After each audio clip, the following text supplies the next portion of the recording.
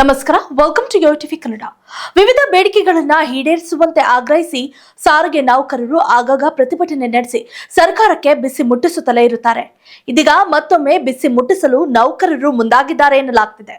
ಈ ಬಗ್ಗೆ ಈಗ ಮಹತ್ವದ ಮಾಹಿತಿ ಹೊರಬಿದ್ದಿದ್ದು ಮತ್ತೆ ಸಾರಿಗೆ ನೌಕರರಿಂದ ಮುಷ್ಕರ ನಡೆಯಲಿದೆ ಎನ್ನಲಾಗ್ತಿದೆ.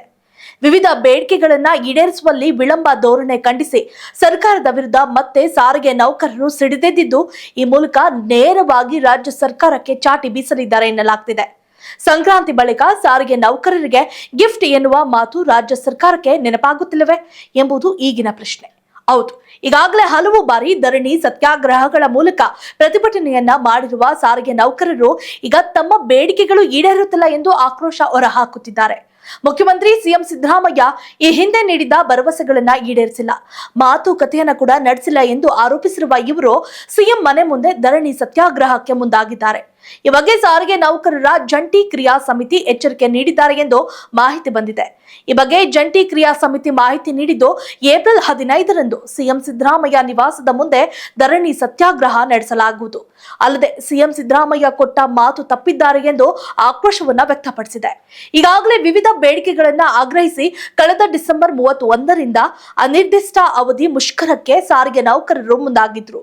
ಆ ಸಂದರ್ಭದಲ್ಲಿ ಬೇಡಿಕೆ ಈಡೇರಿಸುವುದಾಗಿ ಭರವಸೆ ನೀಡಿದ ಸಿಎಂ ಮುಷ್ಕರ ನಿರ್ಧಾರ ಹಿಂತೆಗೆದುಕೊಳ್ಳುವಂತೆ ಮನವಿ ಮಾಡಿದ್ರು. ಅಲ್ಲದೆ ಸಂಕ್ರಾಂತಿ ಹಬ್ಬದ ನಂತರ ನೌಕರರ ಸಂಘಟನೆ ಜೊತೆ ಮಾತುಕತೆ ನಡೆಸುವುದಾಗಿ ಹೇಳಿದ್ರು. ನೌಕರರ ಜೊತೆ ಮಾತುಕತೆ ನಡೆಸುವುದು ಮಾತ್ರವಲ್ಲದೆ ಪ್ರಯಾಣ ದರ ಏರಿಕೆ ಷರತ್ತನ್ನ ಹಾಕಲಾಗಿತ್ತು. ಅದರಂತೆ ನಿಗಮವು ಈಗಾಗಲೇ ಟಿಕೆಟ್ ದರವನ್ನ ಏರಿಕೆ ಮಾಡಿದೆ.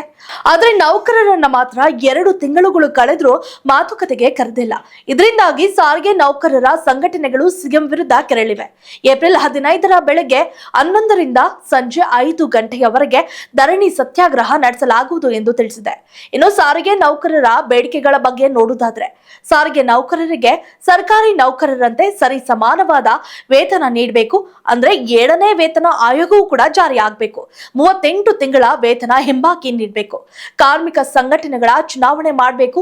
ಹಾಗೂ 2021ರ ವೇಳೆಯಲ್ಲಿ ಮುಷ್ಕರದ ವಜಾಗೊಂಡ ನೌಕರರ ಸಮಸ್ಯೆಗಳನ್ನು ಬಗೆಹರಿಸಬೇಕು ಎಂಬುದು ಸೇರಿದಂತೆ ಅನೇಕ ಬೇಡಿಕೆಗಳ ಈಡೇರಿಕೆಗೆ ಸಾರಿಗೆ ನೌಕರರು ಆಗ್ರಹಿಸಿದ್ದಾರೆ ಎನ್ನಲಾಗ್ತಿದೆ.